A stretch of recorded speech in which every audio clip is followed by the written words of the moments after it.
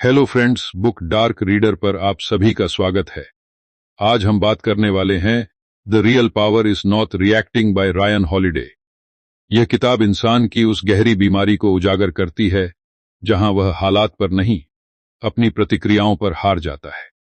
सच बताऊं, ज्यादातर लोग अपनी जिंदगी इसलिए नहीं बिगाड़ते क्योंकि उनके साथ कुछ बहुत बुरा हो गया, बल्कि इसलिए बिगाड़ते हैं क्योंकि उन्होंने उसी पल कुछ ऐसा रिएक्ट कर दिया जिसे बाद में सुधारना नामुमकिन हो गया। और यह बात सुनकर अच्छा नहीं लगता, मुझे पता है, क्योंकि हम सब खुद को समझदार मानते हैं। हम सोचते हैं मैं तो कंट्रोल में रहता हूं। लेकिन ईमानदारी से बताइए, क्या सच में? यह किताब यहीं से आपको असहज करना शुरू करती है। लेखक सीधा यह नहीं कहता कि रिएक्ट मत करो। वह पहले यह दिखाता है कि आप हर दिन, हर घंटे, बिना जाने कैसे किसी और के हाथों की कठपुतली बनते जा रहे हैं। कोई एक लाइन बोल देता है, आपका मूड खराब। कोई मैसेज देर से रिप्लाई करता है, आप बेचैन। कोई आपकी बात काट देता है, आपका अहंकार जाग जाता है। और फिर आप कहते हैं मेरा दिन खराब था। नहीं, दिन खराब नहीं था, आपकी प्रतिक्रिया ने दिन खराब किया। अब आप सोच रहे होंगे, तो क्या फील ही न करें? क्या हम इंसान नहीं हैं? यहीं ज्यादातर लोग फेल होते हैं। यह किताब भावनाओं को मारने की बात नहीं करती।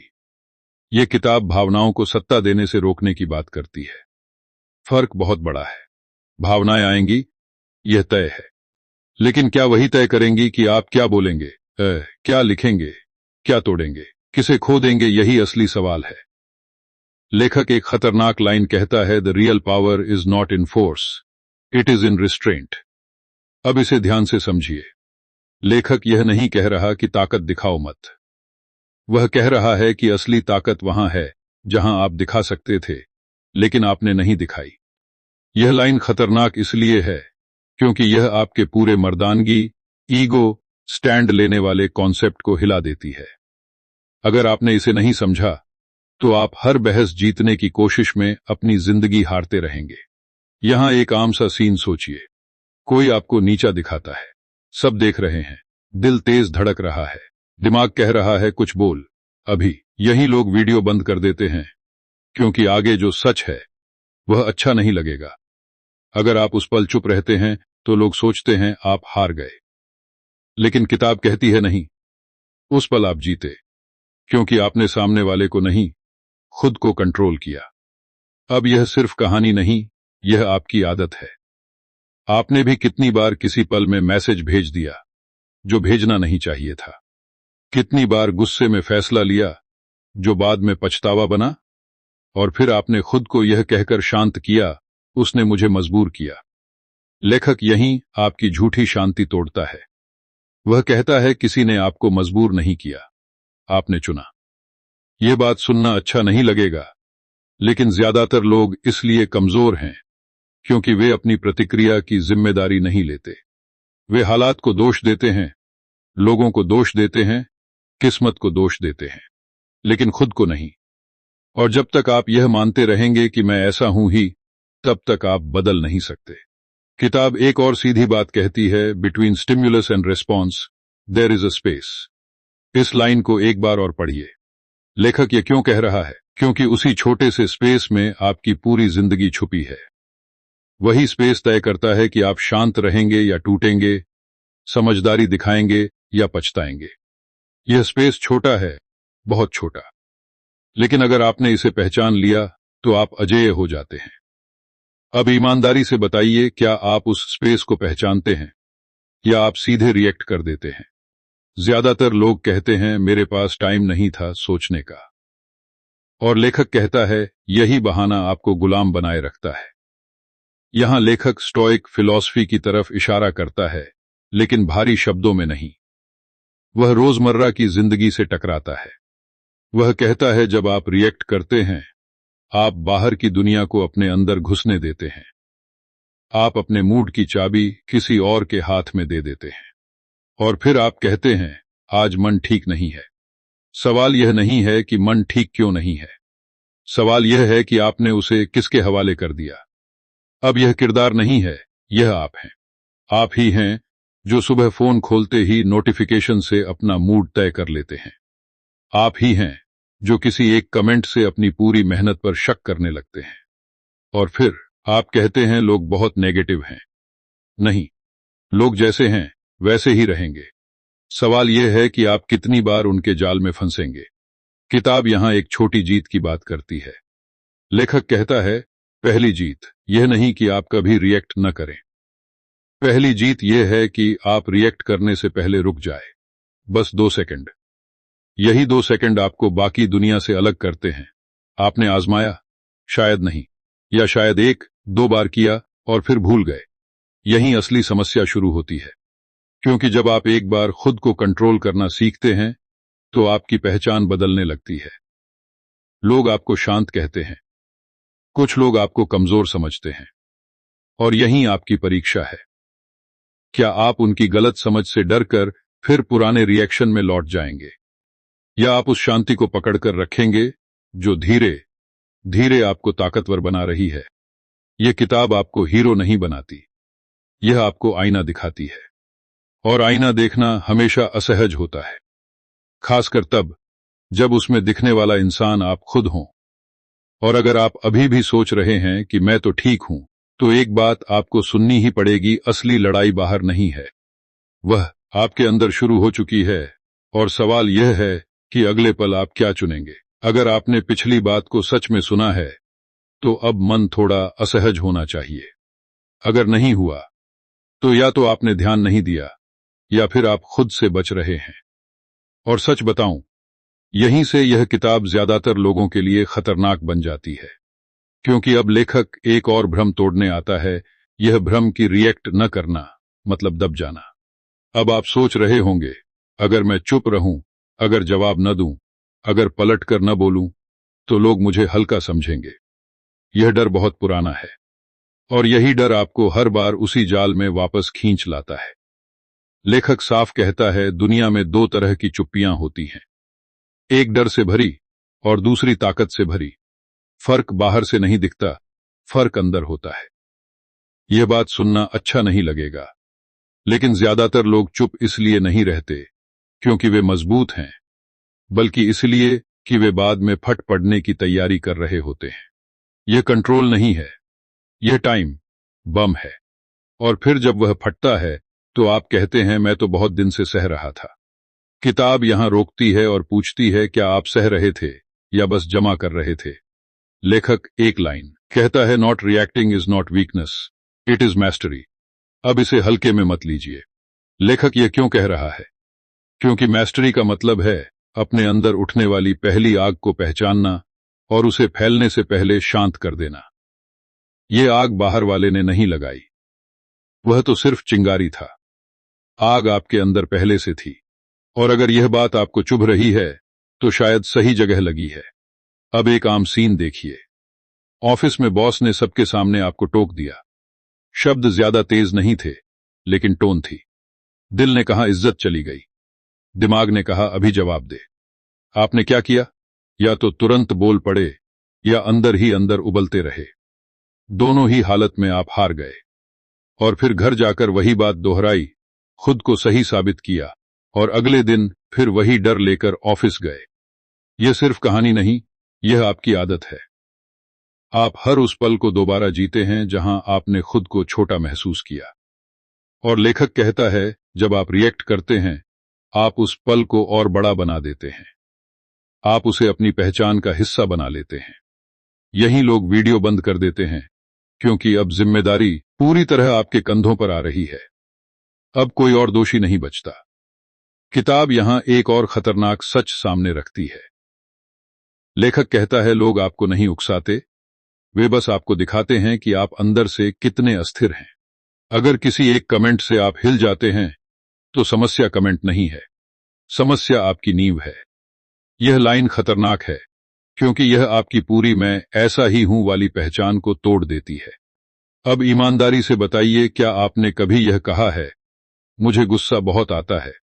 अगर हां, तो लेखक कहता है, यह आपकी आदत है, आपका स्वभाव नहीं। और आदत बदली जा सकती है, स्वभाव नहीं। लेकिन आप किसे चुनना चाहते हैं, बदलाव या बहाना? लेखक यहां एक बहुत शांत लेकिन तीखा पॉइंट रखता है।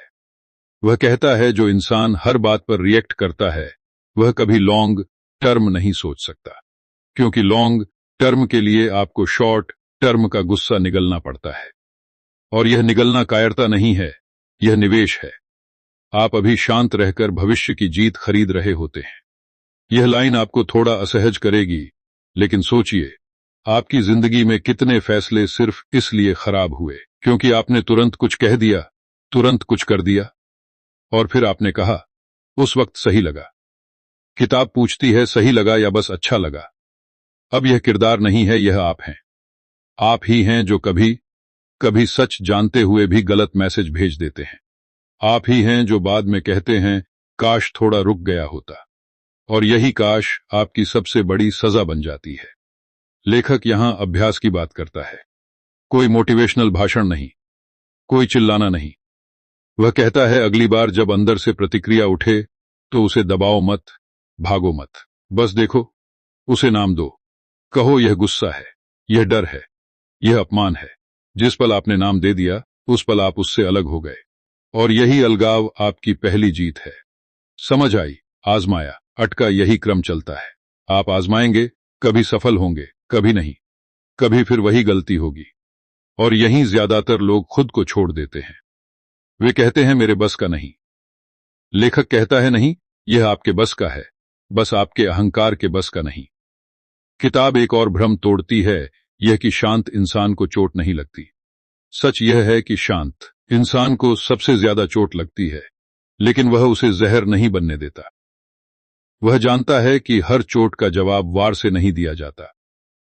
कुछ चोटें आपको मजबूत करने आती हैं, तो कुछ आपको रोकने।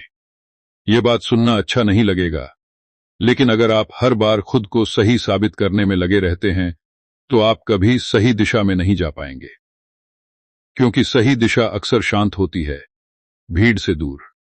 अब यहां एक छोटी जीत आती है। आप एक दिन रिएक्ट नहीं करते, कुछ नहीं होता, दुनिया नहीं बदलती, कोई तालियां नहीं बजती, और यही आपकी परीक्षा है। क्या आप बिना तारीफ के भी सही काम करेंगे, या आप फिर वही करेंगे जो लोग चाहते हैं? क्योंकि लेखक साफ कहता है, अगर आपकी शांति दूसरों की प्रतिक्रिया पर निर्भर है तो वह शांति नहीं है, वह सौदा है, और सौदे हमेशा टूटते हैं। और अब एक सवाल जो चैन से नहीं बैठने देगा, अगर आप हर बार अपनी प्रतिक्रिया को ही अपनी ताकत मानते रहे तो जिस दिन कोई सच में आपको तोड़ने आया उस दिन आपके पास बचेगा क्या? अगर अब तक आपको यह लग रहा है कि बात सिर्फ गुस्से की है तो यहीं आप सबसे बड़ी गलती कर रहे हैं। और सच बताऊं, यही गलतफहमी इस किताब का अगला जाल है। लेखक अब गुस्से से आगे जाता है, वह डर, असुरक्षा और उस अजीब सी बेचैनी की बात करता है जिसे आप नाम भी नहीं दे पाते, लेकिन जो हर फैसले में घुसी रहती है। यह बात सुनना अच्छा नहीं लगेगा, लेकिन ज्यादातर लोग गुस्से से नहीं, डर से रिएक्ट करते हैं। डर कि लोग क्या सोचेंगे, डर कि अगर अभी जवाब नहीं दिया तो मैं कमजोर दिखूंगा, डर कि अगर मैंने कंट्रोल नहीं लिया तो मैं कंट्रोल खो दूंगा। और यही डर आपको सबसे ज्यादा कंट्रोल्ड बना देता है। अब आप सोच रहे होंगे डर, मुझे तो गुस्सा आता है। लेखक यहीं रुकता है और कहता है, गुस्सा अक्सर डर का मास्क होता है। जब आप असुरक्षित होते हैं तो आप तेज हो जाते हैं।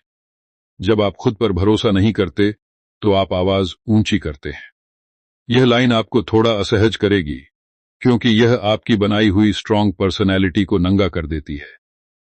एक आम सीन सोचिए, कोई आपकी बात से असहमत हो जाता है। उसने आपको गाली नहीं दी, उसने बस कहा मैं इससे सहमत नहीं हूं, और अचानक अंदर कुछ हिल जाता है। आप तर्क नहीं देते, आप बचाव करने लगते हैं। क्यों? क्योंकि वह असहमति आपकी सोच पर नहीं, आपकी पहचान पर चोट बन जाती है। और यही जगह है जहां ज्यादातर लोग फेल होते हैं। यह सिर्फ कहानी नहीं, यह आपकी आदत है।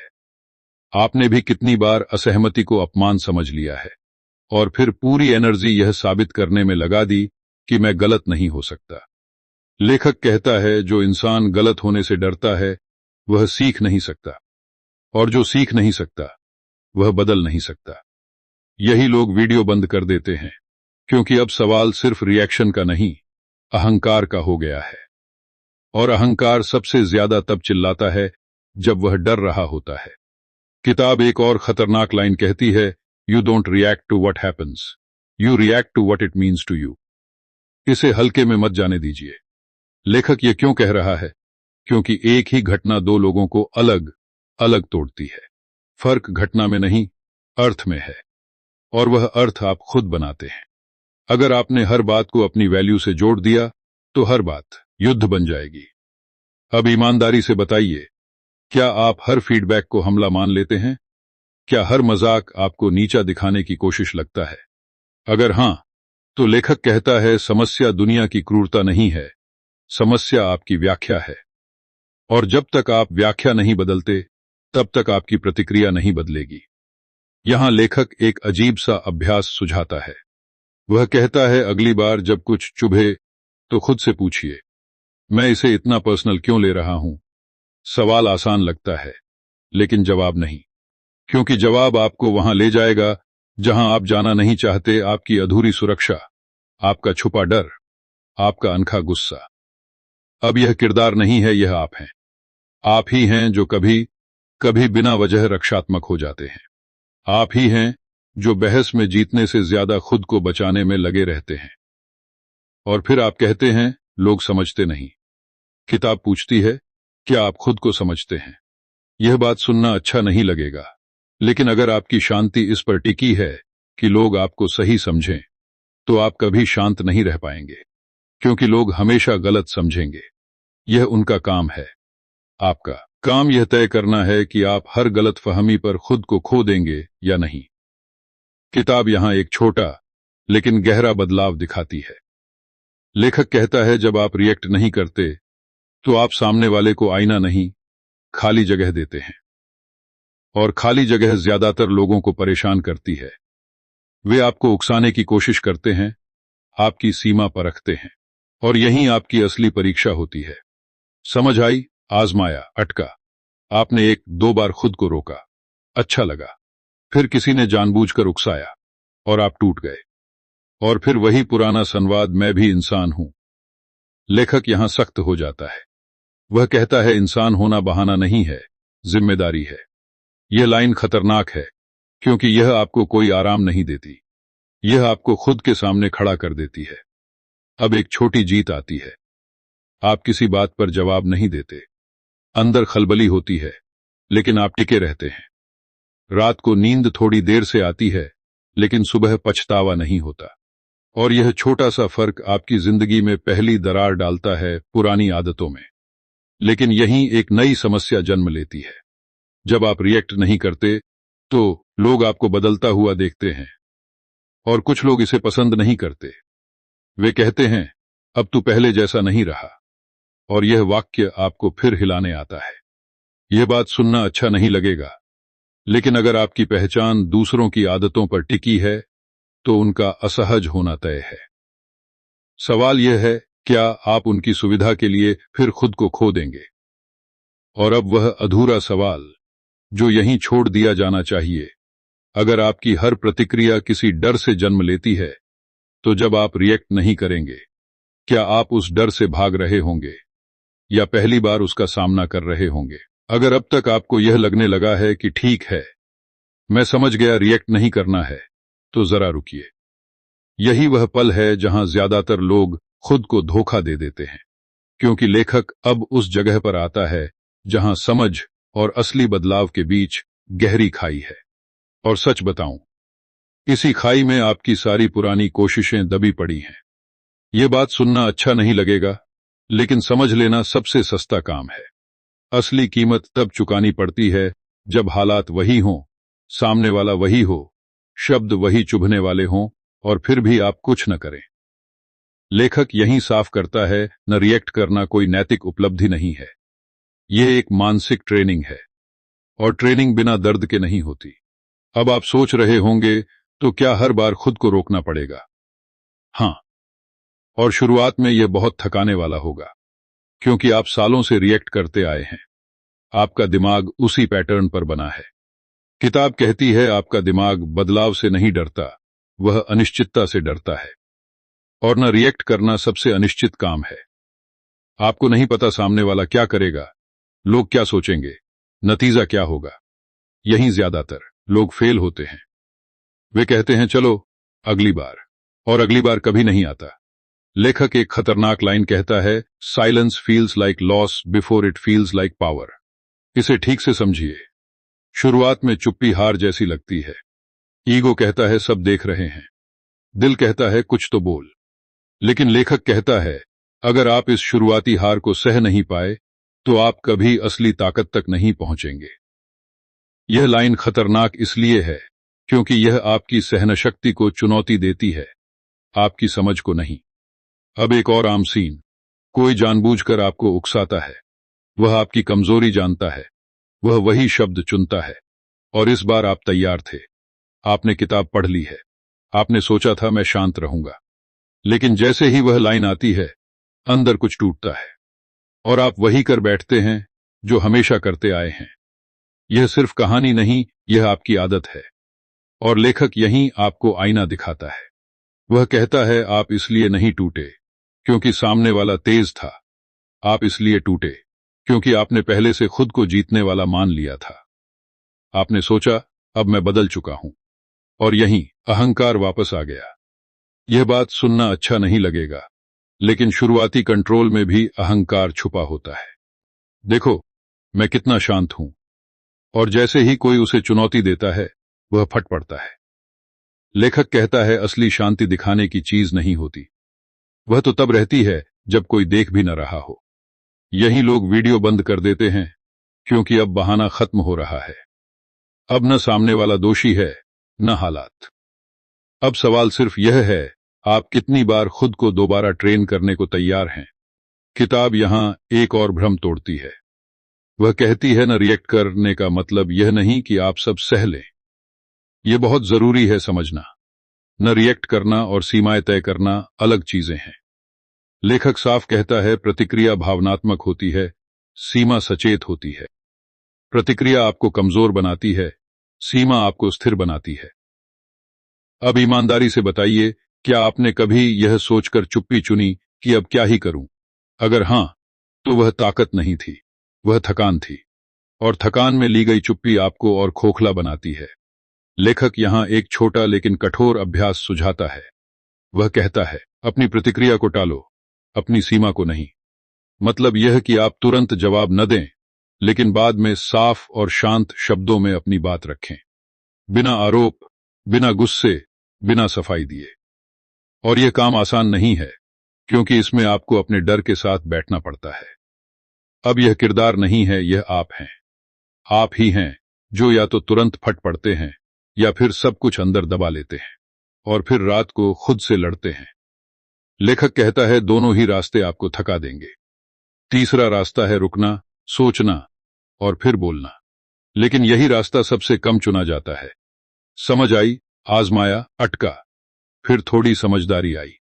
आपने एक बार देर से जवाब दिया, सामने वाला चौंका, आपको लगा कुछ बदला है। यह आपकी छोटी जीत थी। लेकिन अगली बार वही इंसान और तेज आया, और यही आपकी असली परीक्षा थी। यह बात सुनना अच्छा नहीं लगेगा, लेकिन अगर आप शांति को परिणाम से जोड़ेंगे तो आप टिक नहीं पाएंगे, क्योंकि कई बार शांति के बाद भी चीजें आपके पक्ष में नहीं जाती। और तब सवाल उठता है, फायदा क्या हुआ? किताब यहीं गहरी होती है। लेखक कहता है ना, रिएक्ट करने का फायदा बाहर नहीं दिखता, वह अंदर बनता है। वह आपकी रीढ़ में, आपके फैसलों में, आपकी नींद में उतरता है। लेकिन अगर आप सिर्फ बाहरी जीत ढूंढ रहे हैं तो आप जल्दी हार मान लेंगे। और अब एक असहज सच्चाई जिस पर यह भाग खत्म होना चाहिए।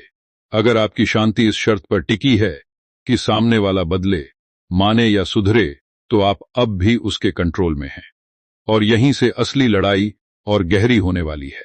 अगर अब तक आप यह सोच रहे हैं कि ठीक है, मैं शांत रह लूंगा, मैं रिएक्ट नहीं करूंगा, तो एक सवाल खुद से पूछिए, कितने समय तक?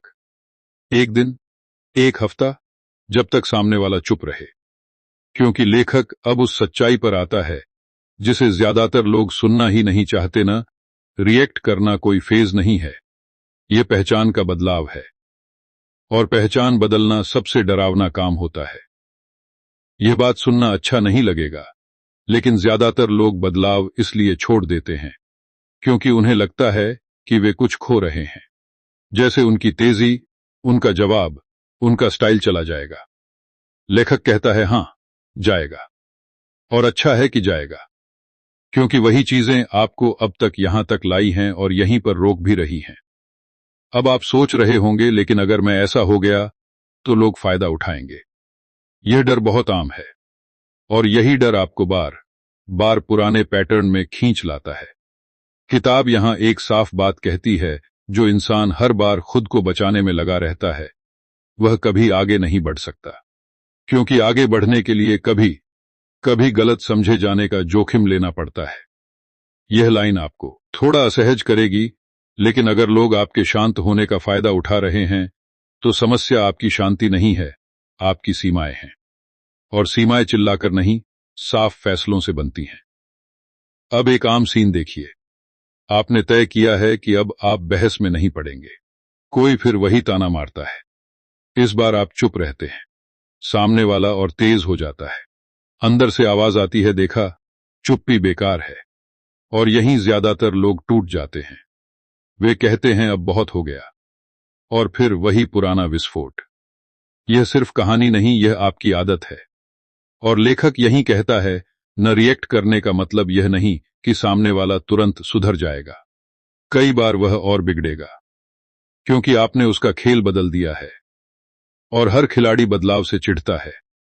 यही लोग वीडियो बंद कर देते हैं, क्योंकि अब उम्मीद का सहारा भी छिन रहा है। लेकिन किताब यही सबसे जरूरी बात कहती है। लेखक एक खतरनाक लाइन कहता है, you don't control others by reacting, you control yourself by not reacting. इसे ध्यान से समझिए। लेखक यह क्यों कह रहा है? क्योंकि प्रतिक्रिया का लक्ष्य हमेशा दूसरा होता है, उसे चुप कराना, उसे हराना, उसे शर्मिंदा करना। लेकिन न रिएक्ट करने का लक्ष्य सिर्फ एक होता है, खुद को बचाना। और अगर आप यह फर्क नहीं समझे तो आप हर बार खुद को थका देंगे। अब ईमानदारी से बताइए, आपने कितनी बार किसी को उसकी जगह दिखाने के चक्कर में खुद को छोटा कर लिया? कितनी बार आप जीत गए लेकिन बाद में खाली लगे? किताब कहती है, क्योंकि वह जीत आपकी नहीं थी, वह आपकी प्रतिक्रिया की थी। यहां लेखक पहचान की बात करता है। वह कहता है, जब आप रिएक्ट करना छोड़ते हैं तो आप धीरे धीरे एक ऐसे इंसान बनते हैं जिसे उकसाना मुश्किल होता है। और यह बात सुनने में अच्छी लगती है, लेकिन रास्ता बहुत अकेला होता है, क्योंकि लोग उस इंसान को समझ नहीं पाते जो उन्हें वही नहीं देता जो वे चाहते हैं। अब यह किरदार नहीं है, यह आप हैं। आप ही हैं जो धीरे धीरे कम बोलने लगे हैं, कम सफाई देने लगे हैं, और फिर लोग कहते हैं तू बदल गया है। और यह वाक्य आपके अंदर कहीं चुभता है, क्योंकि आप चाहते हैं कि लोग आपके बदलाव को समझें। लेखक कहता है, यही आपकी आखिरी कमजोरी है। यह बात सुनना अच्छा नहीं लगेगा, लेकिन जब तक आप चाहते हैं कि लोग आपके कंट्रोल को सराहें, तब तक आप कंट्रोल में नहीं आए हैं। असली कंट्रोल तब शुरू होता है जब आपको किसी की मंजूरी की जरूरत नहीं रहती। किताब यहां एक छोटी लेकिन सच्ची जीत दिखाती है। आप एक ऐसे पल में शांत रहते हैं जहां पहले आप फट पड़ते। बाद में आप अकेले होते हैं। कोई तारीफ नहीं, कोई मैसेज नहीं, लेकिन अंदर एक अजीब सी स्थिरता होती है। और यही स्थिरता धीरे धीरे आपकी रीढ़ बनती है। समझ आई, आजमाया, फिर भी डगमगाया। कभी कभी आप खुद से कहते हैं, क्या मैं गलत कर रहा हूं? लेखक कहता है, यह सवाल आना अच्छा है। इसका मतलब है कि आप पुराने नहीं रहे। लेकिन अगर आप हर शक पर वापस पलट जाएंगे तो आप कभी आगे नहीं बढ़ेंगे। यहां एक और भ्रम टूटता है। लेखक कहता है, न रिएक्ट करने से आपकी जिंदगी आसान नहीं होती, वह साफ होती है। और आसान और साफ में फर्क है। साफ जिंदगी में चीजें दिखती हैं, आपके डर, आपकी आदतें, आपकी कमजोरियां, और यही वजह है कि लोग उससे भागते हैं। अब एक असहज सच्चाई पर रुकते हैं। अगर आपकी शांति इस उम्मीद पर टिकी है कि एक दिन सब ठीक हो जाएगा, लोग समझ जाएंगे, हालात बदल जाएंगे, तो आप अब भी सौदे में हैं। और सौदे में शांति नहीं टिकती, क्योंकि असली सवाल यह नहीं है कि आप कब रिएक्ट करना छोड़ेंगे। असली सवाल यह है, जब न रिएक्ट करना आपकी पहचान बन जाएगा, तब आप उस इंसान के बिना खुद को पहचान पाएंगे या नहीं, जो हमेशा जवाब देने के लिए तैयार रहता था। अगर आप अब भी यह मान रहे हैं कि न रिएक्ट करना आपको अंदर से शांत कर देगा, तो जरा ठहरिए, क्योंकि लेखक अब उस जगह पर आता है जहां ज्यादातर लोग फिसल जाते हैं। यहां शांति नहीं मिलती, यहां खालीपन मिलता है। और सच बताऊं, यही खालीपन सबसे डरावना होता है। यह बात सुनना अच्छा नहीं लगेगा, लेकिन आपकी जिंदगी में बहुत कुछ सिर्फ इसलिए भरा हुआ है क्योंकि आप हर समय रिएक्ट करते रहे हैं। बहसें, सफाइयां, शिकायतें, जवाब, साबित करने की कोशिशें, इन सब ने आपके दिन भर दिए हैं। जब आप रिएक्ट करना बंद करते हैं, तो अचानक समय और जगह पैदा होती है, और उस जगह में आपको खुद से मिलना पड़ता है। यहीं ज्यादातर लोग भागते हैं। अब आप सोच रहे होंगे, तो क्या यह और मुश्किल हो जाएगा? हां, शुरुआत में बहुत, क्योंकि जब बाहर का शोर कम होता है तो अंदर की आवाज तेज हो जाती है। लेखक कहता है, न रिएक्ट करना आपको शांत नहीं बनाता, वह आपको ईमानदार बनाता है। और ईमानदारी अक्सर चुभती है। एक आम अनुभव सोचिए। आपने तय किया है कि अब आप किसी उकसावे पर प्रतिक्रिया नहीं देंगे। दिन शांत निकल गया, रात को आप अकेले हैं, फोन साइलेंट है, और अचानक वही पुराने पल, वही बातें, वही चोटें दिमाग में घूमने लगती हैं। अब आप किसे दोष देंगे? पहले तो सामने वाला था, अब सिर्फ आप हैं। यह सिर्फ कहानी नहीं, यह आपकी आदत है। आपने भी कितनी बार शांति से ज्यादा व्यस्तता चुनी है ताकि खुद से बच सकें। लेखक कहता है, ज्यादातर लोग रिएक्शन को इसलिए पसंद करते हैं क्योंकि वह उन्हें महसूस कराता है कि वे जिंदा हैं। शांति उन्हें खाली लगती है, लेकिन खालीपन मौत नहीं है, वह शुरुआत है। यही लोग वीडियो बंद कर देते हैं, क्योंकि अब बहस नहीं बची, ड्रामा नहीं बचा। अब सिर्फ आप और आपकी सोच है, और यह सामना आसान नहीं होता। किताब एक और तीखी बात कहती है, When you stop reacting, you remove the noise that hides the truth. इस लाइन को पकड़िए। लेखक यह क्यों कह रहा है? क्योंकि आपकी प्रतिक्रियाएं सिर्फ जवाब नहीं होती, वे पर्दा होती हैं। वे आपको असली सवालों से बचाती हैं। जैसे, मैं इतना असुरक्षित क्यों हूं? मुझे हर बात पर सही क्यों साबित होना है? मैं अकेले में खुद के साथ क्यों नहीं बैठ पाता? अब ईमानदारी से बताइए, क्या आपने कभी खुद को यह कहते सुना है, मुझे कुछ न कुछ चलता रहना चाहिए? लेखक कहता है, यही बेचैनी आपकी असली समस्या है, और जब तक आप इसे महसूस नहीं करेंगे, तब तक आप बाहर की दुनिया से लड़ते रहेंगे। अब यह किरदार नहीं है, यह आप हैं। आप ही हैं जो शांत होने के बाद अजीब सा खालीपन महसूस करते हैं, और फिर आप कहते हैं, शायद मैं गलत कर रहा हूं। किताब यहां रुकती है और कहती है, नहीं, आप पहली बार सही जगह पर पहुंचे हैं। यह बात सुनना अच्छा नहीं लगेगा, लेकिन न रिएक्ट करने का सबसे बड़ा नुकसान यही है कि आप खुद से छुप नहीं पाते। अब आप यह नहीं कह सकते कि उसने ऐसा किया इसलिए मैं ऐसा हूं। अब सवाल सीधा है, मैं ऐसा क्यों हूं? लेखक यहां एक गहरी ट्रेनिंग की बात करता है। वह कहता है, इस खालीपन से भागो मत, इसमें बैठो, इसे महसूस करो, क्योंकि यहीं से आपकी असली ताकत निकलेगी। जो इंसान खुद के साथ बैठ सकता है, उसे दुनिया हिला नहीं सकती। समझ आई?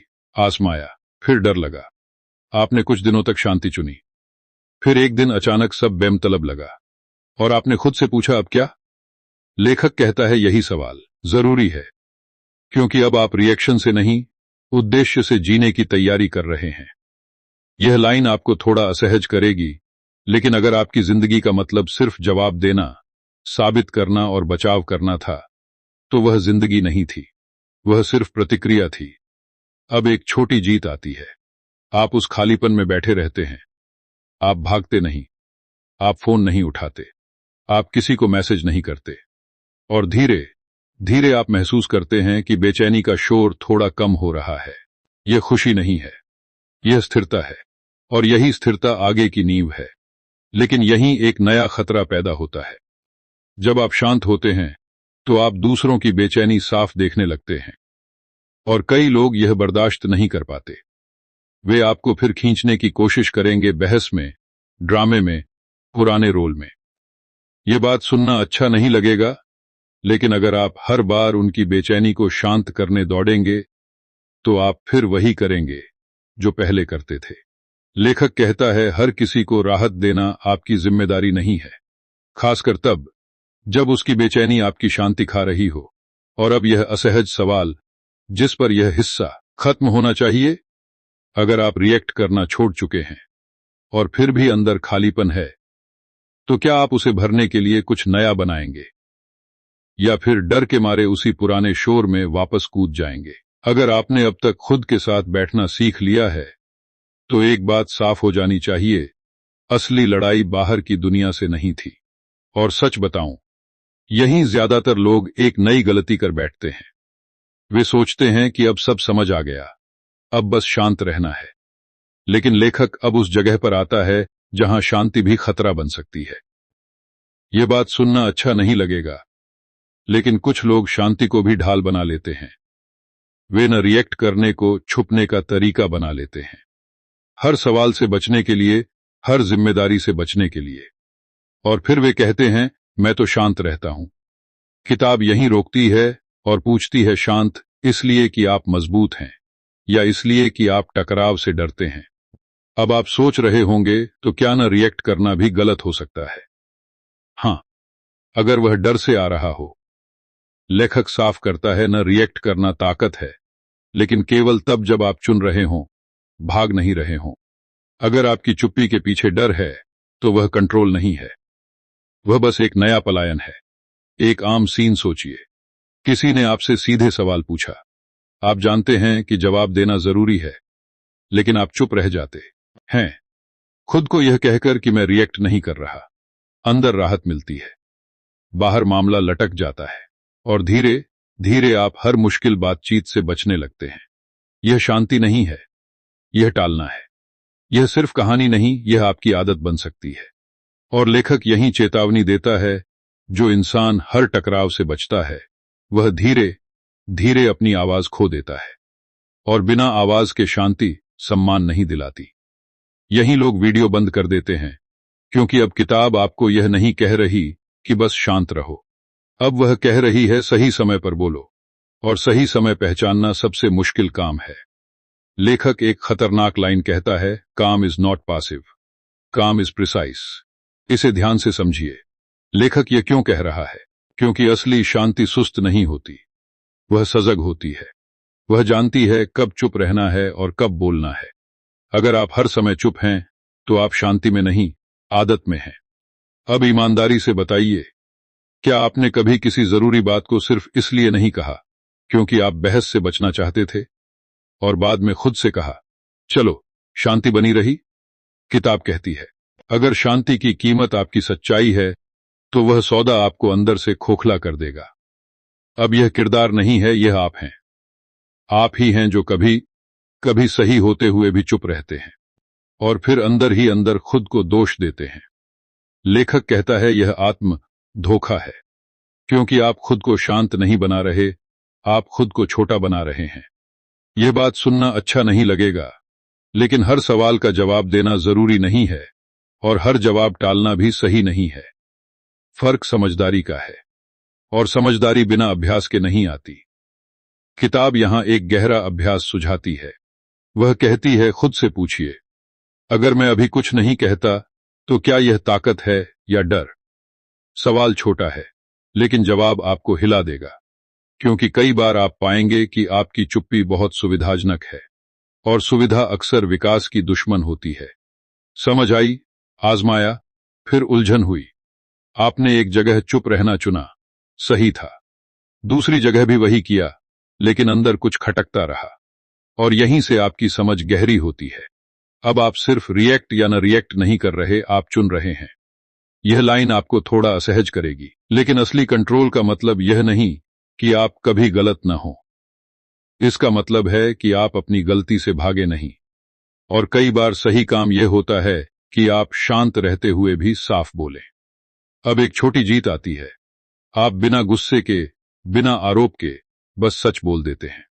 सामने वाला चौंकता है। बहस नहीं होती, लेकिन बात पहुंच जाती है, और आप महसूस करते हैं यह अलग था। यह वही शांति है जिसकी बात किताब कर रही थी। लेकिन यहीं एक नया खतरा जन्म लेता है। जब आप शांत और स्पष्ट होते हैं तो लोग आपको गंभीरता से लेने लगते हैं, और गंभीरता जिम्मेदारी लाती है। अब आप यह नहीं कह सकते कि मैं तो बस चुप था। यह बात सुनना अच्छा नहीं लगेगा, लेकिन अगर आप शांति चुनते हैं तो आपको उसके साथ आने वाली जिम्मेदारी भी चुननी पड़ेगी, क्योंकि अब आपकी हर चुप्पी और हर शब्द का वजन बढ़ गया है। और अब यह अधूरा सवाल जो आपको चैन से नहीं बैठने देगा, अगर अब आपकी चुप्पी भी चुनी हुई है और आपकी आवाज भी, तो क्या आप उस इंसान बनने के लिए तैयार हैं जिसे अब खुद से भागने का कोई बहाना नहीं बचा? अगर अब तक आपको लग रहा है कि आप ज्यादा सजग हो गए हैं, ज्यादा शांत, ज्यादा स्पष्ट, तो एक बात ध्यान से सुनिए। यहीं एक नया जाल आपका इंतजार कर रहा है।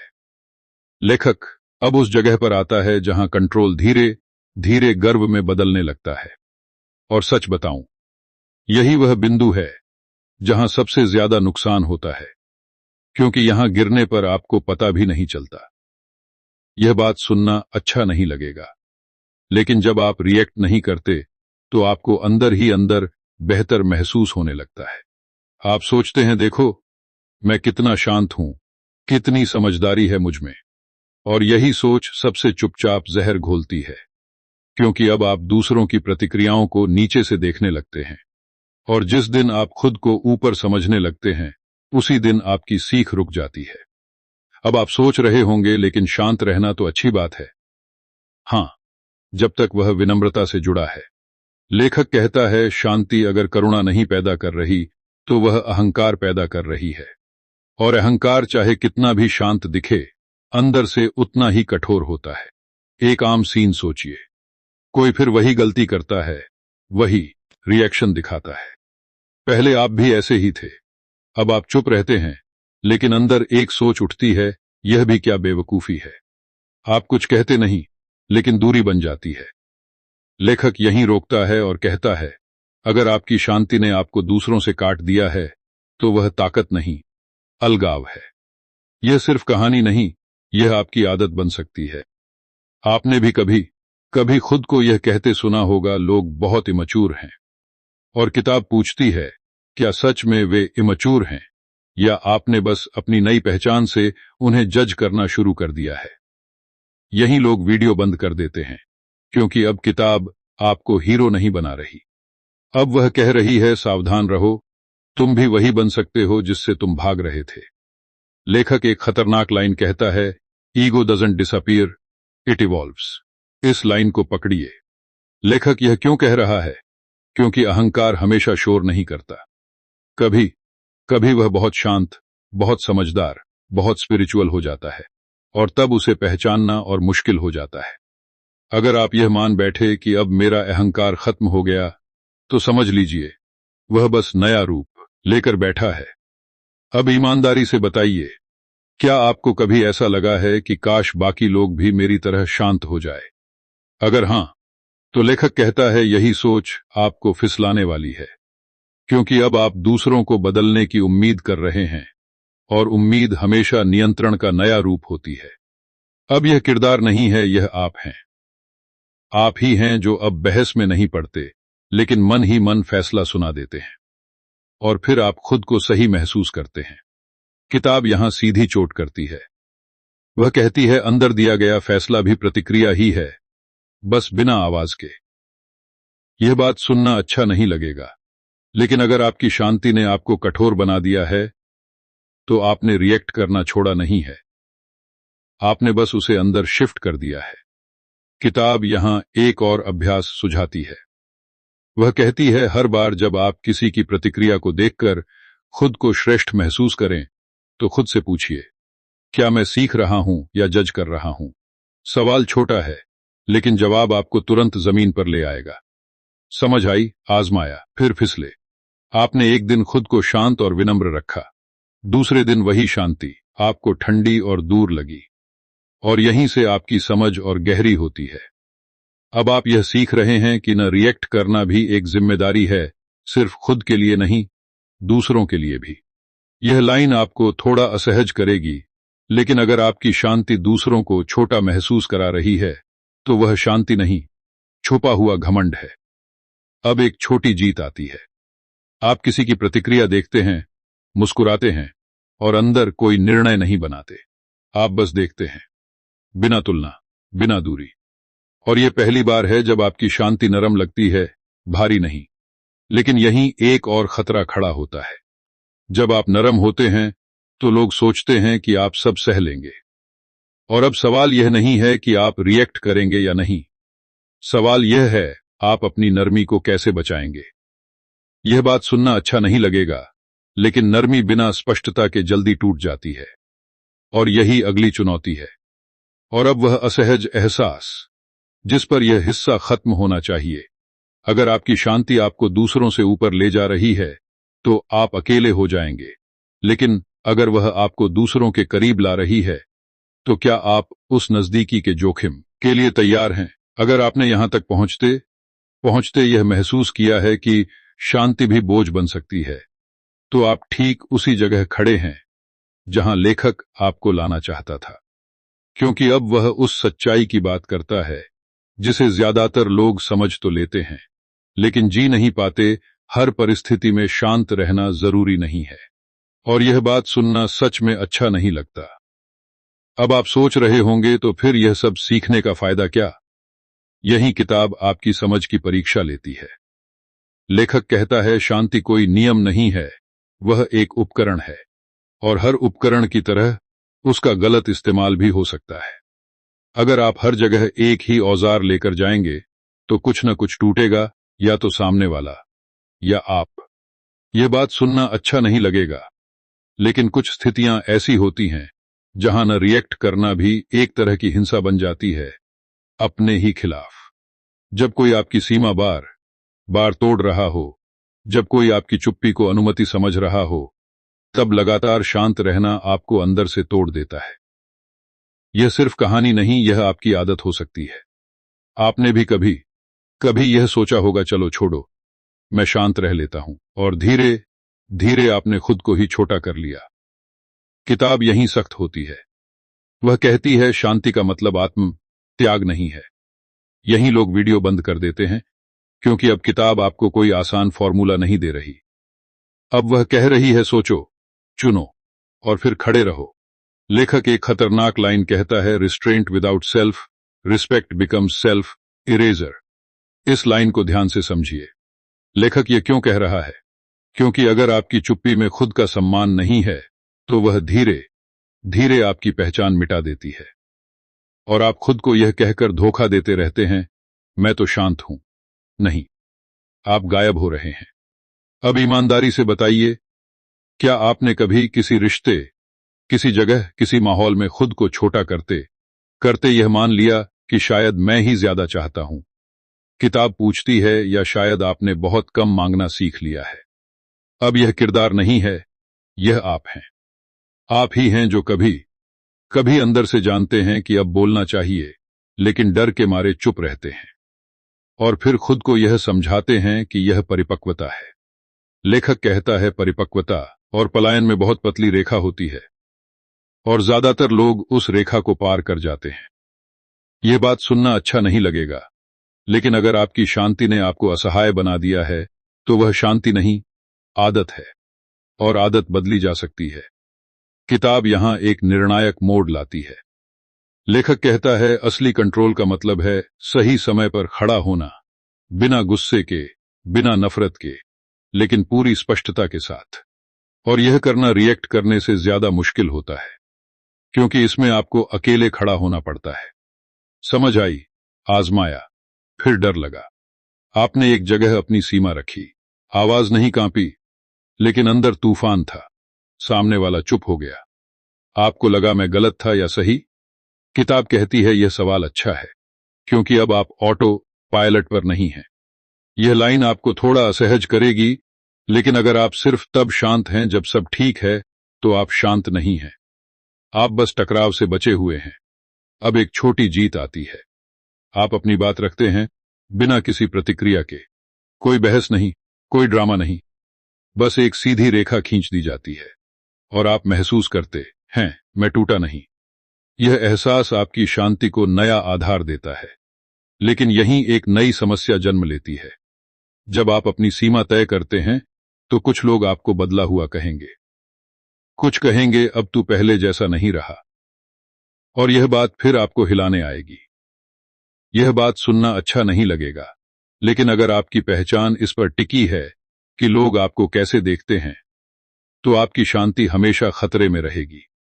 और अब वह सवाल जो इस हिस्से को अधूरा छोड़ता है, अगर असली ताकत न रिएक्ट करने में नहीं बल्कि सही समय पर खड़े होने में है, तो क्या आप उस पल को पहचान पाएंगे या फिर डर के मारे फिर किसी गलत जगह शांत रह जाएंगे? अगर अब तक आप यह समझने लगे हैं कि न रिएक्ट करना और खड़े होना एक ही सिक्के के दो पहलू हैं, तो अब लेखक आपको उस सबसे खतरनाक जगह पर ले जाता है जहां इंसान अक्सर खुद को खो देता है, सही होने की लत।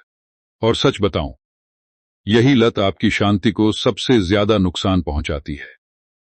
यह बात सुनना अच्छा नहीं लगेगा, लेकिन ज्यादातर लोग इसलिए रिएक्ट करते हैं क्योंकि उन्हें सही साबित होना होता है, शांत रहना नहीं। उन्हें जवाब नहीं देना होता, उन्हें जीतना होता है। और जीत का मतलब उनके लिए सिर्फ एक होता है, सामने वाला हार माने। किताब यहां रुकती है और पूछती है, अगर हर जीत के बाद आप और थक जाते हैं तो क्या वह जीत थी? अब आप सोच रहे होंगे, लेकिन अगर मैं सही हूं तो क्या बोलना नहीं चाहिए? लेखक कहता है, सही होना और सही समय पर बोलना अलग चीजें हैं। और ज्यादातर लोग इस फर्क को नहीं समझते। वे हर सच को हथियार बना लेते हैं और फिर कहते हैं, मैं तो सच बोल रहा था।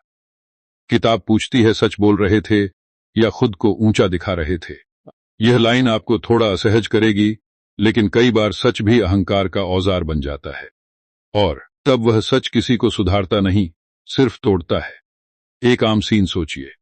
आप जानते हैं कि सामने वाला गलत है, आपके पास तथ्य हैं, तर्क हैं। आप बोलते हैं, सामने वाला चुप हो जाता है, आप जीत जाते हैं। लेकिन रिश्ते में कुछ टूट जाता है और रात को आप खुद से कहते हैं, मैंने कुछ गलत नहीं किया।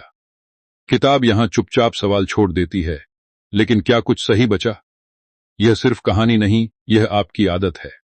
आपने भी कभी सही होकर गलत परिणाम पाए हैं और फिर आपने खुद को यह कहकर शांत किया, कम से कम मैंने सच तो बोला। लेखक कहता है, अगर सच बोलने के बाद आपको खुद को बचाना पड़े तो शायद तरीका गलत था। यही लोग वीडियो बंद कर देते हैं क्योंकि अब बात नैतिकता की नहीं, सूक्ष्मता की हो गई है। और सूक्ष्मता धैर्य मांगती है। लेखक एक खतरनाक लाइन कहता है, being right can be the most expensive addiction. इसे ध्यान से समझिए। लेखक यह क्यों कह रहा है?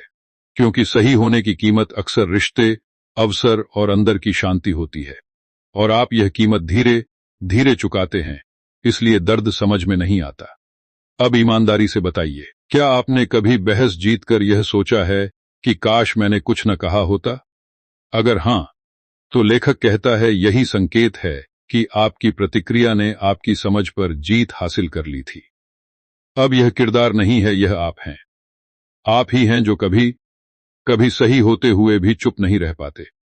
और फिर आप खुद को यह कहकर सही ठहराते हैं कि अगर मैं नहीं बोलूंगा तो कौन बोलेगा? किताब पूछती है, और अगर बोलने से सब बिगड़ जाए? यह बात सुनना अच्छा नहीं लगेगा, लेकिन हर सच का समय होता है, हर समय सच नहीं। और यह बात समझने के लिए आपको अपनी प्रतिक्रिया पर नहीं, अपने इरादे पर नजर रखनी पड़ती है। किताब यहां एक शांत लेकिन कठोर अभ्यास देती है। वह कहती है, अगली बार जब आप बोलने को तैयार हों तो खुद से पूछिए, मैं यह इसलिए कह रहा हूं ताकि हालात बेहतर हों या ताकि मैं बेहतर दिखूं? जवाब अक्सर आपको रोक देगा। समझ आई?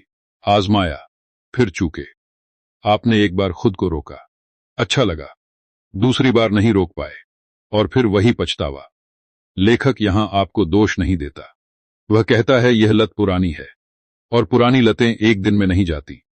यह लाइन आपको थोड़ा असहज करेगी, लेकिन अगर आपकी शांति इस पर टिकी है कि आप हर बार सही साबित हों, तो आप कभी शांत नहीं रह पाएंगे, क्योंकि दुनिया आपको हर बार सही मानने वाली नहीं है। अब एक छोटी जीत आती है। आप जानते हैं कि आप सही हैं, फिर भी चुप रहते हैं। अंदर हल्की जलन होती है, लेकिन कोई तूफान नहीं। और बाद में आप महसूस करते हैं, मैंने कुछ नहीं खोया। यह एहसास आपको पहली बार सिखाता है कि सही होने से ज्यादा जरूरी है पूरा होना। लेकिन यहीं एक और खतरा खड़ा होता है। जब आप सही होकर भी चुप रहते हैं, तो लोग आपकी चुप्पी को सहमति समझ सकते हैं, और यह आपको फिर उलझन में डाल देता है। यह बात सुनना अच्छा नहीं लगेगा, लेकिन अगर आप हर गलतफहमी सुधारने निकल पड़ेंगे, तो आप फिर उसी जाल में फंस जाएंगे जिससे आप निकले थे। और अब यह अधूरा सवाल, जिस पर यह हिस्सा रुकना चाहिए, अगर सही होना आपकी सबसे बड़ी ताकत थी और आपने उसे छोड़ दिया, तो अब आपकी पहचान किस पर टिकेगी? अगर अब तक आपने यह महसूस किया है कि सही होने की लत छोड़ना अंदर कहीं खाली कर देता है, तो घबराइए मत। लेखक जानता था कि यह खालीपन आएगा, और सच बताऊं, यही खालीपन अगली परीक्षा है, क्योंकि अब वह उस सवाल तक पहुंचता है जिससे ज्यादातर लोग भागते हैं। अगर मैं रिएक्ट नहीं कर रहा, अगर मैं सही साबित नहीं कर रहा, अगर मैं हर बात पर बोल नहीं रहा, तो मैं हूं कौन? यह बात सुनना अच्छा नहीं लगेगा, लेकिन बहुत से लोग अपनी पहचान प्रतिक्रियाओं से बनाते हैं। मैं ऐसा हूं क्योंकि मुझे गुस्सा आता है। मैं ऐसा हूं क्योंकि मैं किसी की नहीं सुनता। मैं ऐसा हूं क्योंकि मैं हमेशा सच बोल देता हूं। किताब कहती है यह पहचान नहीं है, यह आदतों का ढेर है। और जब आप रिएक्ट करना छोड़ते हैं, तो यह ढेर बिखरने लगता है। अब आप सोच रहे होंगे, तो फिर बचता क्या है? यही वह जगह है जहां ज्यादातर लोग पुराने पैटर्न में लौट जाते हैं, क्योंकि बिना शोर के, बिना ड्रामे के, बिना खुद को साबित किए खुद के साथ रहना अजीब लगता है। लेखक यहां साफ कहता है, जो इंसान खुद के साथ नहीं रह सकता, वह दुनिया के साथ भी कभी स्थिर नहीं रह पाएगा। यह सिर्फ विचार नहीं, यह आपकी रोज की जिंदगी है। आपने भी कभी कभी महसूस किया होगा कि जब कोई टकराव नहीं होता, तो दिन थोड़ा फीका लगता है, और फिर आप अनजाने में कुछ ऐसा कर देते हैं जिससे फिर वही हलचल पैदा हो जाए। किताब इसे बहुत सीधा कहती है। कुछ लोग शांति से ऊब जाते हैं, क्योंकि शांति में उन्हें खुद से सवाल पूछने पड़ते हैं। यही लोग वीडियो बंद कर देते हैं, क्योंकि अब कोई बाहरी दुश्मन नहीं बचा, अब मुकाबला खुद से है। लेखक एक खतरनाक लाइन कहता है, when you remove reaction, identity gets exposed. इसे ध्यान से समझिए। लेखक यह क्यों कह रहा है? क्योंकि आपकी प्रतिक्रिया ही अक्सर आपकी पहचान का मुखौटा होती है। जब वह हटती है, तो नीचे सवाल खड़े होते हैं। मैं क्या चाहता हूं? मैं किससे डरता हूं? मैं किस दिशा में जा रहा हूं? और ये सवाल किसी भी गाली या ताने से ज्यादा परेशान करने वाले होते हैं। अब ईमानदारी से बताइए, क्या आपने कभी खुद को व्यस्त सिर्फ इसलिए रखा ताकि सोचने का समय न मिले? अगर हां, तो लेखक कहता है आप अकेले नहीं हैं। लेकिन जब तक आप सोच से भागते रहेंगे, तब तक आप बदलाव से भी भागते रहेंगे। अब यह किरदार नहीं है, यह आप हैं। आप ही हैं जो कभी कभी खुद को यह कहते हुए पाते हैं, बस सब ठीक चल रहा है। और किताब पूछती है, ठीक किसके हिसाब से? समाज के, परिवार के, या आपके अपने? यह बात सुनना अच्छा नहीं लगेगा, लेकिन न रिएक्ट करने का असली असर यह है कि अब आप झूठे संतोष में नहीं जी सकते। अब हर समझौता, हर टालना, हर अधूरा सपना आपको साफ दिखने लगता है। और यही वजह है कि बहुत लोग इस रास्ते से वापस मुड़ जाते हैं।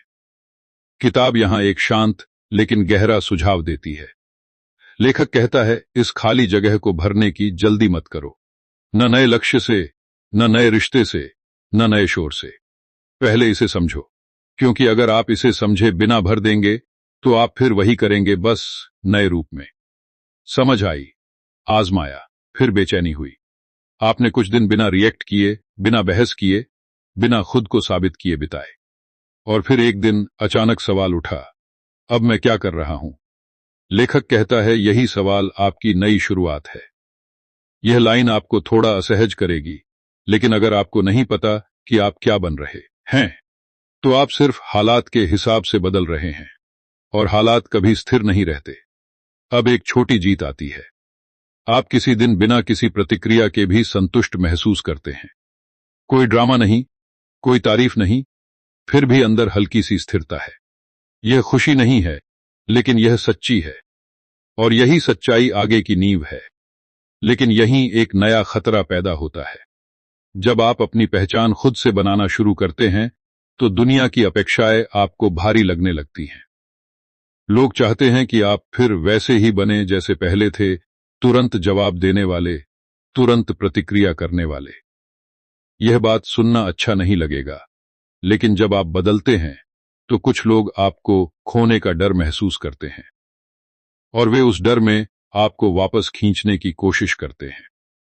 और अब यह असहज सवाल, जिस पर यह हिस्सा खत्म होना चाहिए, अगर आपकी पुरानी पहचान आपकी प्रतिक्रियाओं से बनी थी, और अब आप उन्हें छोड़ रहे हैं, तो क्या आप उस इंसान को गढ़ने के लिए तैयार हैं, जिसे अब कोई उकसावे की जरूरत नहीं पड़ती? अगर अब तक आपको यह साफ दिखने लगा है कि आपकी पुरानी पहचान आपकी प्रतिक्रियाओं से बनी थी, तो अब लेखक आपको उस जगह पर ले जाता है जहां बदलाव सच में भारी पड़ने लगता है। क्योंकि यहां से आगे बात सिर्फ आपके अंदर की नहीं रहती, अब दुनिया भी प्रतिक्रिया देती है। और सच बताऊं, यही वह मोड़ है जहां ज्यादातर लोग पीछे हट जाते हैं। यह बात सुनना अच्छा नहीं लगेगा, लेकिन जब आप बदलते हैं, तो आपके आसपास के लोग असहज हो जाते हैं। वे आपके नए शांत चेहरे को समझ नहीं पाते। उन्हें आपका पुराना संस्करण याद आता है, तुरंत जवाब देने वाला, तुरंत भावुक होने वाला, तुरंत भिड़ जाने वाला। और वे अनजाने में उसी को वापस लाने की कोशिश करते हैं, कभी मजाक में, कभी ताने में, कभी चिंता के नाम पर। अब आप सोच रहे होंगे, तो क्या यह मेरी गलती है? किताब साफ कहती है नहीं, लेकिन यह आपकी जिम्मेदारी जरूर है। क्योंकि जब आप रिएक्ट नहीं करते, तो आप सिर्फ खुद को नहीं बदलते, आप पूरे डायनेमिक को बदल देते हैं। और हर सिस्टम बदलाव का विरोध करता है। यह सिर्फ कहानी नहीं, यह आपकी जिंदगी है। आपने भी महसूस किया होगा कि जब आप शांत रहते हैं, तो कुछ लोग ज्यादा उकसाने लगते हैं, जैसे वे टेस्ट कर रहे हों, देखें यह कितना बदला है। लेखक कहता है, यह टेस्ट नहीं है, यह डर है।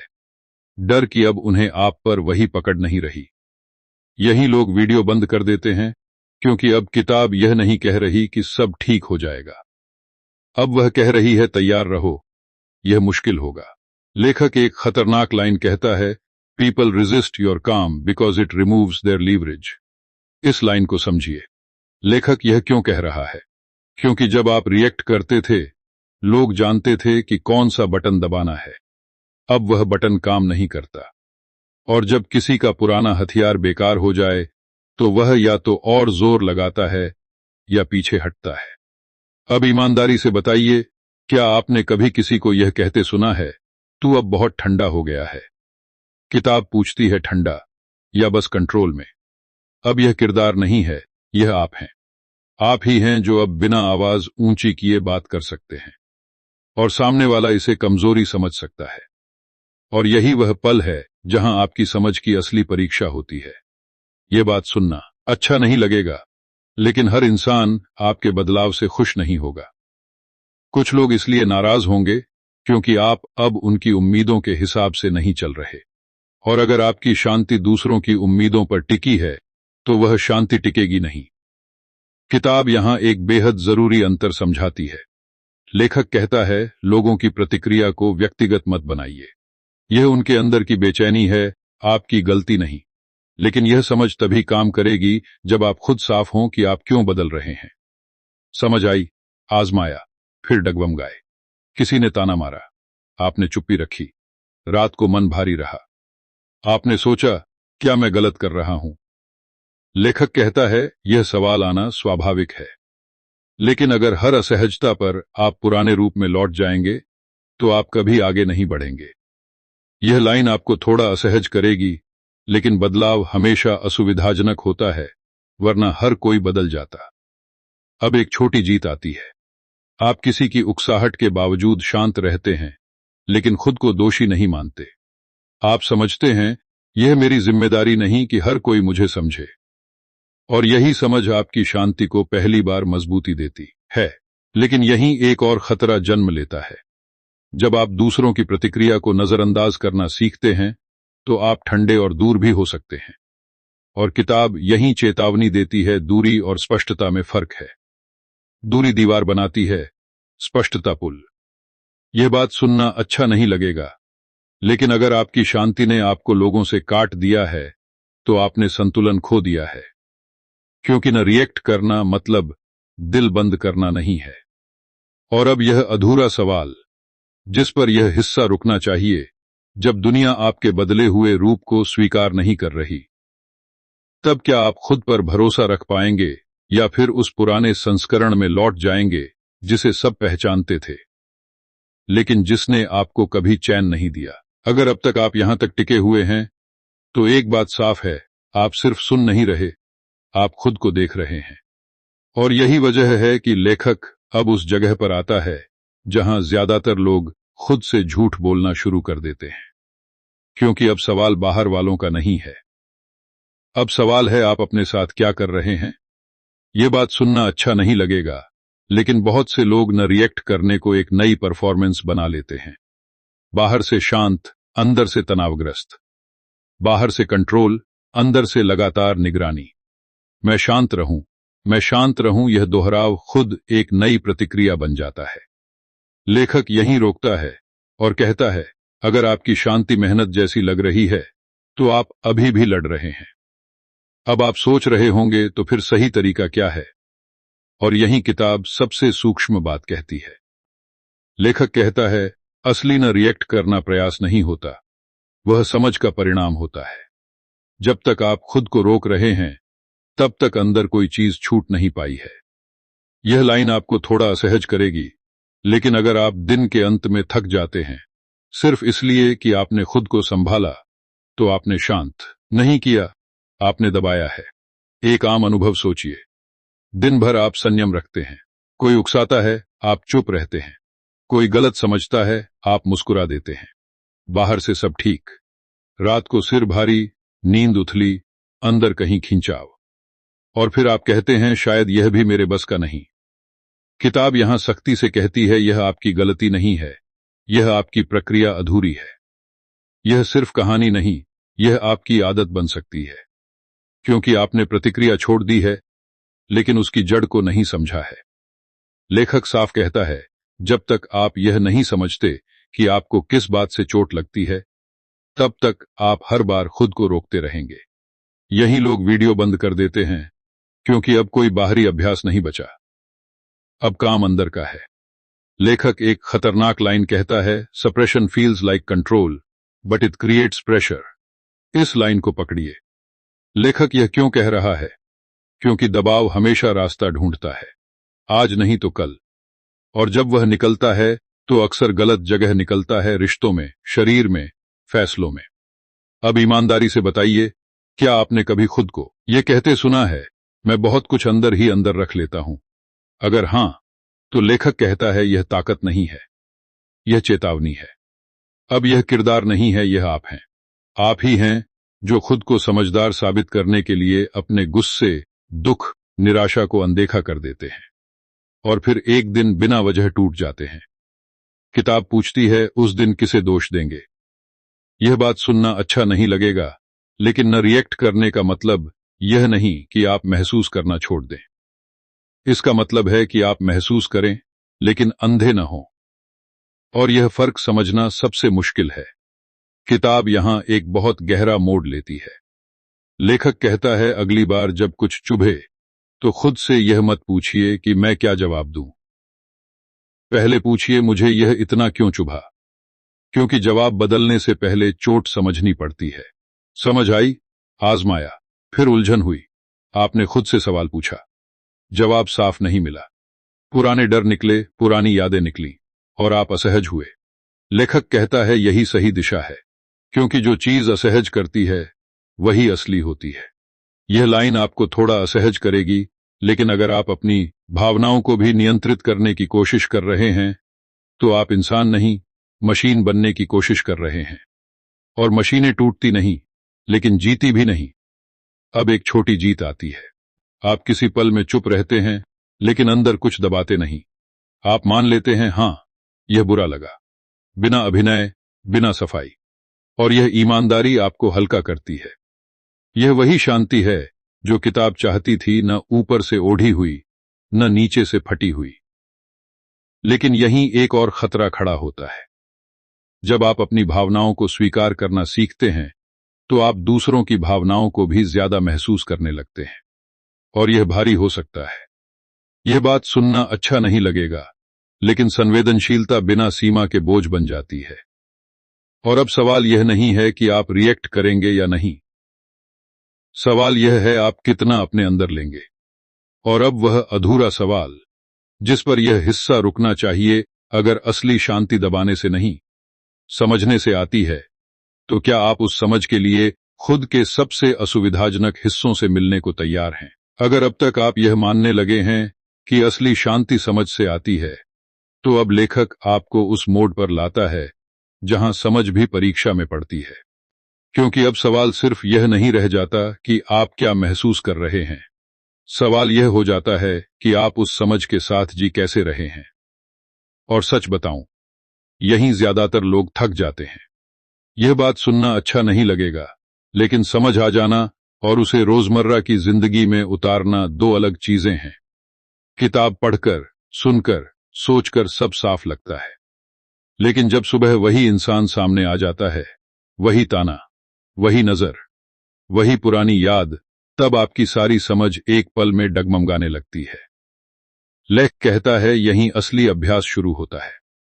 अब आप सोच रहे होंगे तो क्या यह कभी आसान नहीं होगा? लेखक बहुत ईमानदारी से कहता है नहीं, आसान नहीं होगा, लेकिन अलग जरूर होगा।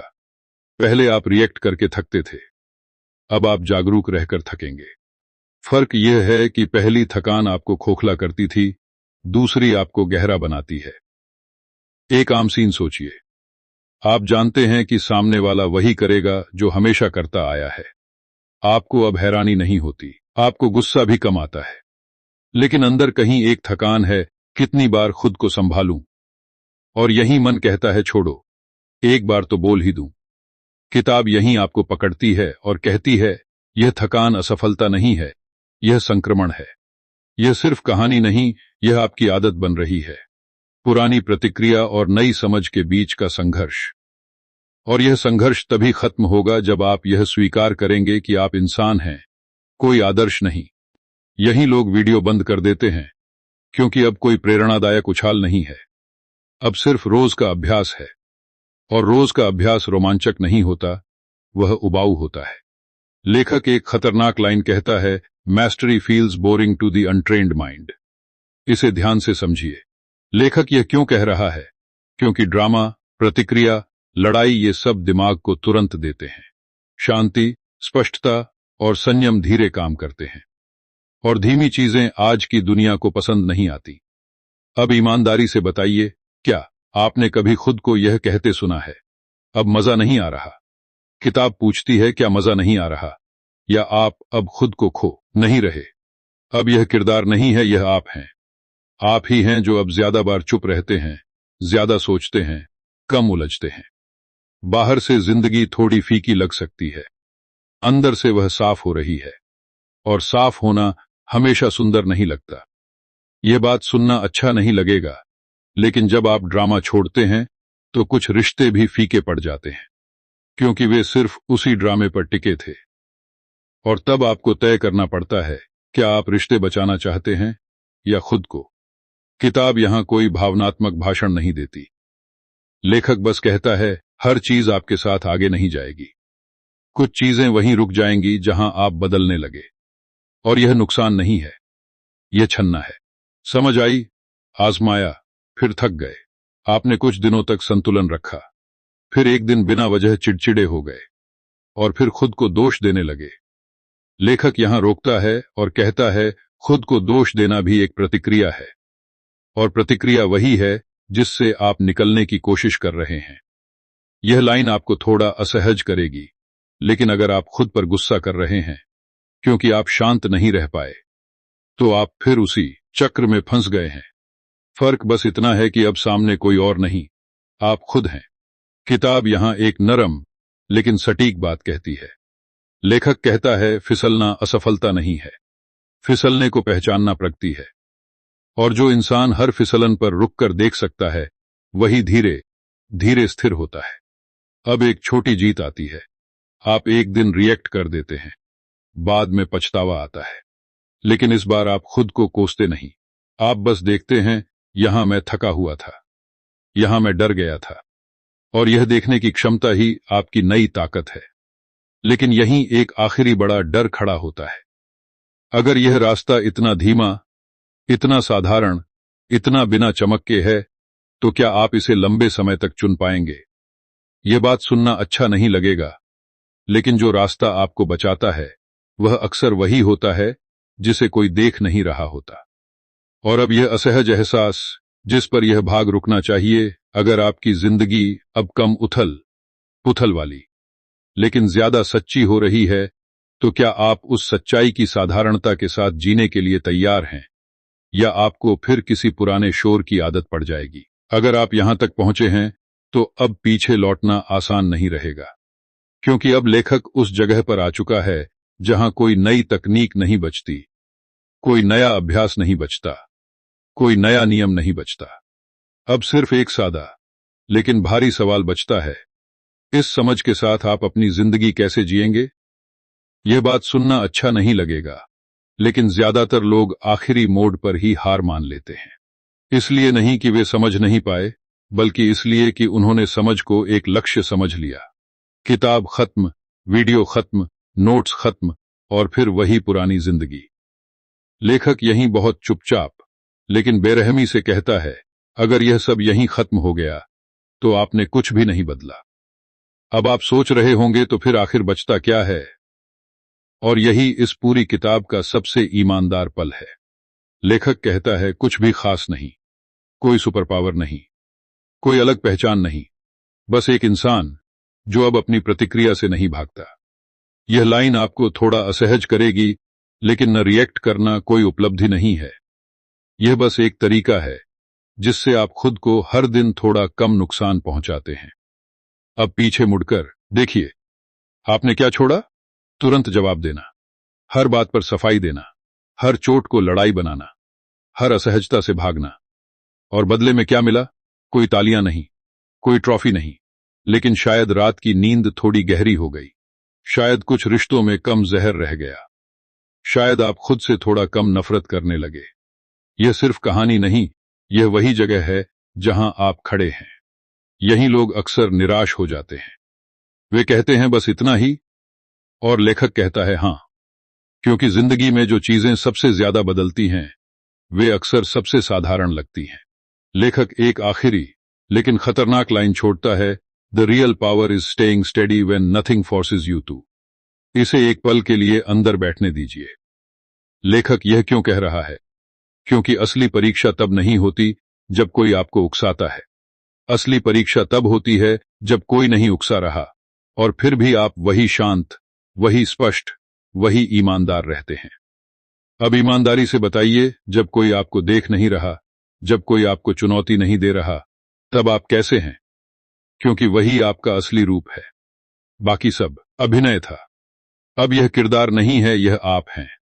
आप ही हैं जो अब यह नहीं पूछते कि मैं सही हूं या नहीं, बल्कि यह पूछते हैं, मैं सच्चा हूं या नहीं। और यह सवाल किसी भी बहस से ज्यादा भारी होता है। यह बात सुनना अच्छा नहीं लगेगा, लेकिन अब आपके पास बहाने कम हैं। अब आप यह नहीं कह सकते कि मेरे साथ ऐसा हुआ इसलिए मैंने ऐसा किया। अब आप जानते हैं कि बीच में एक स्पेस था, और आपने क्या चुना, यह आपकी जिम्मेदारी थी। किताब यहां कोई भावुक अंत नहीं देती, कोई बड़ी घोषणा नहीं, बस एक शांत रुकावट। जैसे लेखक कह रहा हो, अब शब्दों का काम खत्म हुआ, अब आपकी बारी है। समझ आई, आजमाया, गिरे, उठे, फिर गिरे, और धीरे धीरे आपने यह स्वीकार कर लिया कि पूर्ण होना लक्ष्य नहीं है, सजग होना है। हर पल नहीं, लेकिन ज्यादातर पल। यह लाइन आपको थोड़ा असहज करेगी, लेकिन अगर आप अब भी किसी दिन का इंतजार कर रहे हैं जब आप कभी रिएक्ट नहीं करेंगे, तो आप फिर उसी भ्रम में हैं। असली बदलाव यह नहीं है कि प्रतिक्रिया कभी ना आए। असली बदलाव यह है कि जब आए तो आप खुद को न खोएं। अब एक आखिरी छोटी जीत आती है। कोई आपको उकसाता है, अंदर कुछ उठता है। आप देखते हैं, आप मुस्कुराते हैं, आप कुछ नहीं करते, और यह कोई बड़ी बात नहीं लगती। और यही सबसे बड़ी बात है, क्योंकि अब आपकी शांति किसी किताब पर टिकी नहीं है, किसी नियम पर नहीं, किसी लेखक पर नहीं, वह आप में बस गई है, अधूरी, अस्थिर, लेकिन आपकी। और अब आखिरी सवाल, जिसे यह किताब जानबूझकर अधूरा छोड़ देती है, अगर अब कोई आपको बदलने की कोशिश न करे, उकसाए नहीं, तोड़े नहीं, तो क्या आप उस इंसान के साथ रह पाएंगे जो आप अब बन चुके हैं? क्योंकि असली शक्ति बाहर कुछ जीतने में नहीं थी, असली शक्ति यही थी, खुद को खोए बिना जिंदा रहने में।